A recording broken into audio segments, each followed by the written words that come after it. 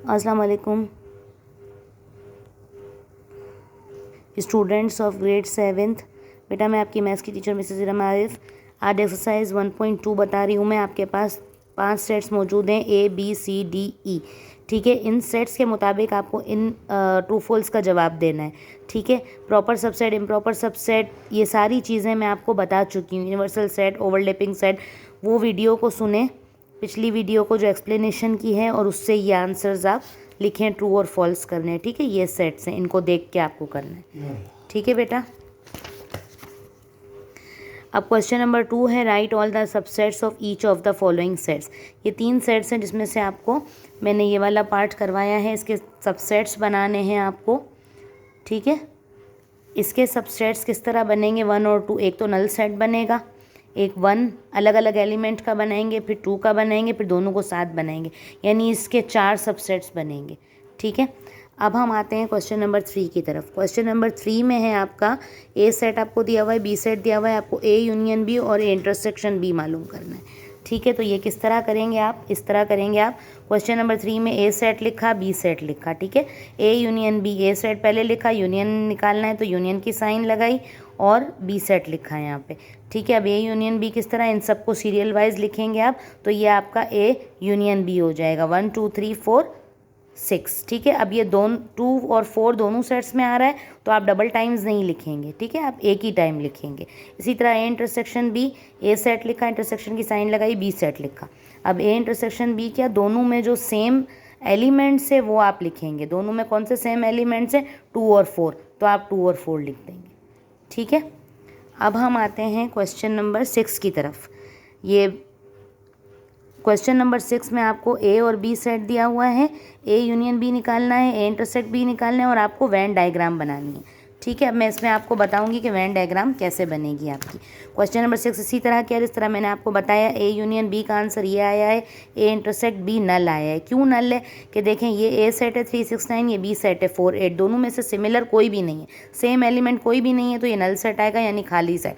अब Venn diagram आपको बनानी है। वेन डायग्राम आप कैसे बनाएंगे, ये वाली डायग्राम जो है वो ए यूनियन बी की है, यानी इसमें 2 सर्कल्स बनेंगे ए यूनियन बी के। ठीक है, एक ए हो गया, एक बी हो गया। आपने ए के नंबर लिखे 3 6 9, बी के आपने एलिमेंट्स लिखे 4 और 8। ठीक है, अब दोनों आपके यूनियन में तो हमेशा पूरा ही आंसर होगा ना, तो इसीलिए हमने दोनों को क्या कर दिया, कलर्ड कर दिया।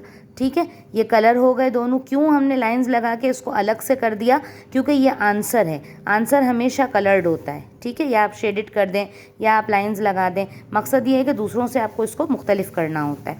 अब मैं बनाऊंगी इंटरसेक्शन की डायग्राम, ए इंटरसेक्शन बी। ये ए का सेट, ये बी का सेट, दोनों में से आपका कॉमन कुछ भी नहीं है। जब कॉमन कुछ भी नहीं होगा तो बस ये दोनों खाली सेट्स छोड़ देने, आपका आंसर नल आए, तो नल में आप कुछ भी शेड नहीं करेंगे। ठीक है, ये हो गया। अब हम आते हैं क्वेश्चन नंबर 7 में आपकी वेन डायग्राम नहीं है, 8 में आपकी वेन डायग्राम है। ठीक है, क्वेश्चन नंबर 8 को इस तरह से आप करेंगे कि आपने ए यूनियन बी कर लिया, तीनों को साथ लिख दिया एल एम एन, और ए इंटरसेक्शन बी में आप लोगों ने एल और एम लिखा, क्योंकि दोनों में कॉमन क्या है, एल और एम है। अब इसकी इस तरह से बनेगी, ये वाली जो मैंने बनाई है ये आपकी है ए यूनियन बी है, ये वाली ए यूनियन बी, और ये आपकी है ए इंटरसेक्शन बी। ठीक है, तो ए यूनियन बी। अब ए जो है वो सुपर सबसेट है, प्रॉपर सबसेट है इसका, बी का। ए प्रॉपर सबसेट है बी का, तो ए के एलिमेंट मौजूद हैं बी में।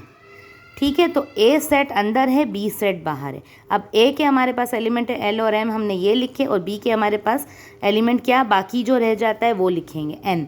अब ये पूरा का पूरा हमारा आंसर है, यूनियन में तो सारा सेम होता है ना, तो हमने ये लाइंस लगा दी। ठीक है, बी के अंदर ए को बनाने का मकसद ये है कि ए हमारा प्रॉपर सबसेट है।